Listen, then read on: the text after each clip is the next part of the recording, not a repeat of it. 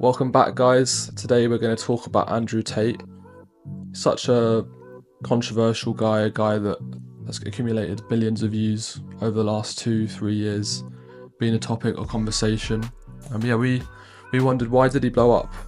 What was the reason why so many people wanted to watch him, wanted to have controversial takes on him, wanted to cancel him, wanted to praise him, wanted to buy his courses, all sorts of stuff. Why was this guy someone who created such a storm and created so much conversation? So yeah, stay tuned for the video where we're going to go into some of this.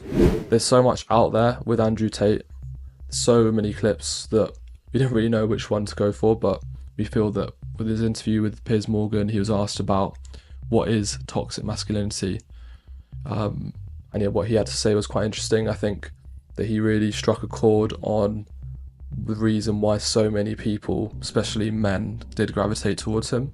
So yeah, let's give it a listen. For you between masculinity, which I will always defend, and which I agree with. I think a lot of women like men to be masculine, and what has become known as toxic masculinity. And the reason I ask you is that you are engaged in that debate with men all the time. Where is the line for you where men shouldn't cross, where the behavior should be kept within a line? Please define toxic masculinity. Well, you tell me what you think it crosses a line from being a masculine, good man to a bad man. There's no such thing as too much masculinity if it's genuinely masculine. Genuine masculinity is not out here to hurt people. It's absolutely the opposite. It's out here to protect. And when bad things happen, they call traditionally masculine men. If you need a firefighter, you need a masculine man. When you call the police because of the problem you had, you want masculine men. And as soon as a woman or a man is in trouble, when you look for backup, you look for masculine men. And masculine men have a duty to provide and protect those they care about. We have a duty to do things we don't feel like doing because we know we're supposed to do them. And that's why we stayed in the Titanic and died. Those were masculine men. Where did you get your views about this from? This is what I grew up with. It's the family I grew up around. And your father, your mother? Yeah, and the world I lived in. And I think a lot of the things I'm saying now about masculinity and how people should act in the world, how the world should function, were considered completely normal and accepted by everybody only 20 years ago. I think the world's just lost its mind. For me to stand up and say a man should protect a woman now gets to be called a misogynist and canceled. If I said that 10 years ago, everyone would say, duh. And what's funny is, everyone who argues against me and says men shouldn't protect women, especially all the feminists, if they were with their boyfriend and a man broke into their house, guess who they'd expect to go downstairs? Who do you think? Think they go themselves? Are they going to Afghanistan? No, we send men to do these things. So well, we send women in the armed forces too. You have to generalize when you make points. There are many courageous exceptions do not disprove the rule. No, but you've got to concede there are many courageous women serving in the armed forces. Absolutely and utterly, completely correct. But by and large, traditionally, soldiers are men. Exceptions do not disprove the rule. Well, it's not an exception. It's a fact that He's so articulate, isn't he? He's so like laser focused that he seems to. I think that's part of the reason as well of why he became the sort of personality he was. Yeah. No, I think the combination of talking on topics that people want to hear about and like reaching the audience of people who don't feel like they can say anything. And I feel like that's what he really hit. He grabbed a huge audience of men who felt like they couldn't say anything because they just get shut down. Yeah. And he just said it and ran with it. Yeah. Well, he did more than that. I feel like he built a huge movement, like what we just call red pill movement of pro men, people that are pro men and sometimes anti women. Some of that I disagree with. There's a range of guys I think in the US that other content creators, along with Andrew Tate, that created this like pro men movement. But yeah, generally I feel like he was someone who people gravitated towards, people that might, especially men that might have been sat on their ass, like needed a bit of motivation, like a kick up their ass, or someone to agree with, or someone who was speaking on behalf of them through the sort of content they were doing. So I think a lot of men do feel sometimes they can't speak up about certain things. Some people might feel that within themselves, like some of the things that they want to do, like protect their partner or do traditionally masculine things that they can't do anymore. So I do think he's got a point with what he was saying in that. But I think Andrew Tate was mainly having quite based takes on. See what I did there? Not smooth. Yeah.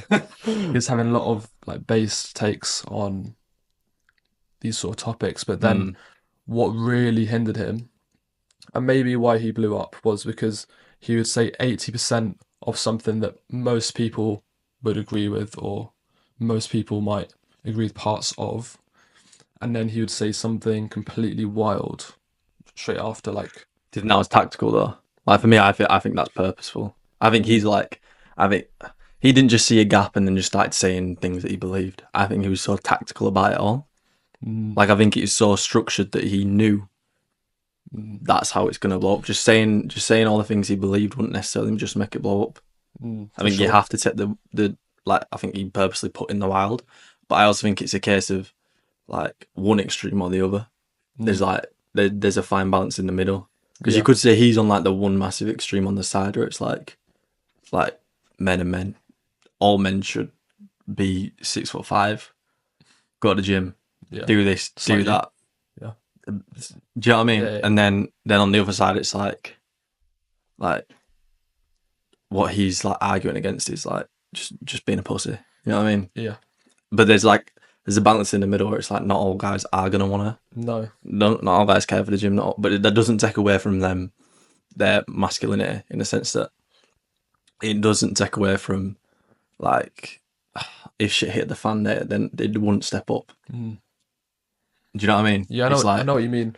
I also think, just to add on that as well, I think he was such a controversial guy and hypocritical as well, because a lot of the stuff he was doing, that 20% of stuff, or even more than that sometimes, of the videos he was doing where he would say something crazy and it go viral, I think he was generating a lot of traffic for his courses, for the stuff he was selling to men, taking advantage of men as well with a lot of things. Even, for example, the stuff he did before he was a content creator, where he ran different cam sites and different porn sites and stuff like that. And then later on in life, he then told men the harmful stuff of that. I think is very hypocritical with some of the stuff he said and then did. So I think he definitely had like a lot of intentions to take advantage of the feelings that men had. Well, it shows. I think it's like it shows the character over the like the fruit of what you're doing, like the fruit of the person. Yeah. Like, they could say all the right things, but what's actually the fruit of the person?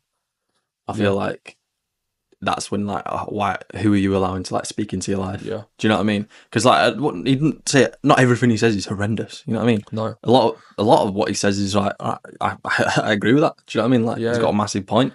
Like, or maybe I agree with 80% of it. Maybe I agree with 50% of it. Yeah. But like, he doesn't just say, like, he's not all bad. You know what I mean? He doesn't say it all bad. He has like a lot of like takes I'd agree with on a lot of things. But then like the fruit of his character can take away from that and can negate everything he's just said because of, again, like you said, how he acted, or how he puts things across. Do you think we should still listen to people?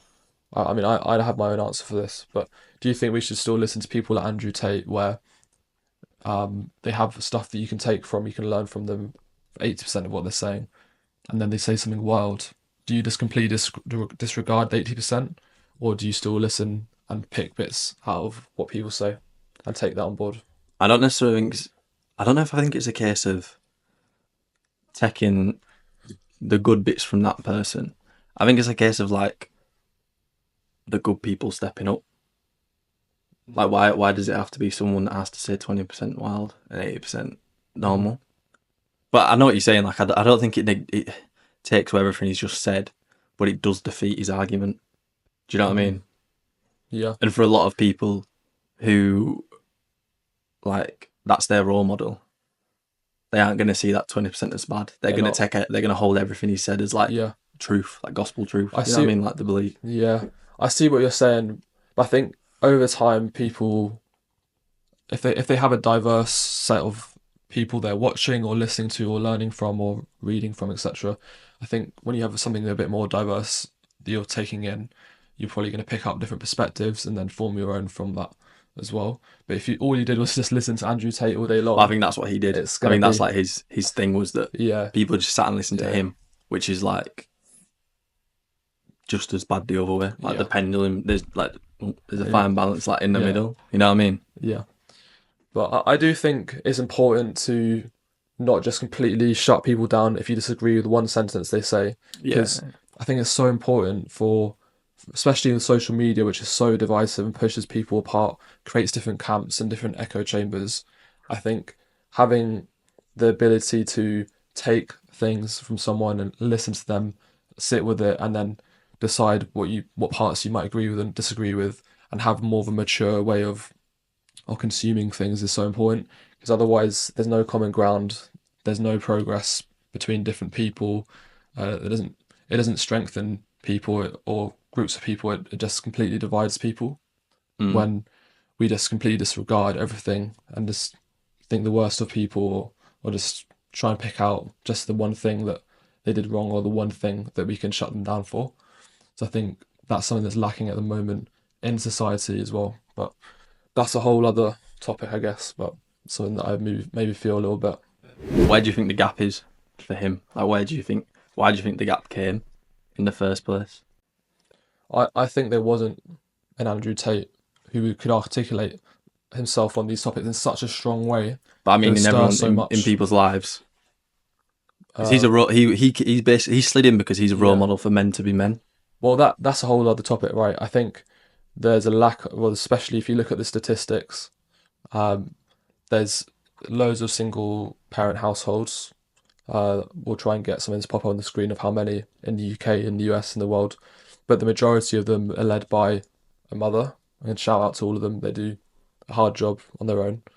But not having a male in the house, which is so important for people's development, to have a male in the house, they can be kind of maybe put in their place a little bit in some things, and to learn from how to conduct yourself and how to lead yourself and that sort of stuff. Not having that, maybe did make people gravitate towards an Andrew Tate, who was that person for them, maybe. Or yeah, I think that having men without a father is a huge reason why all sorts of things have happened. Like, people can go into crime from that. They can have different issues throughout their lives that affect them from that. It can really affect people, and I know it's something that's out of people's control. So we don't get to pick if we have a father or not. And yeah, my heart goes out to those people that don't. Nah, same. They didn't grow up with a father, but it's so important to have one. But then, like, from my point of view, that the whole thing arises from, like, poor men in the first place.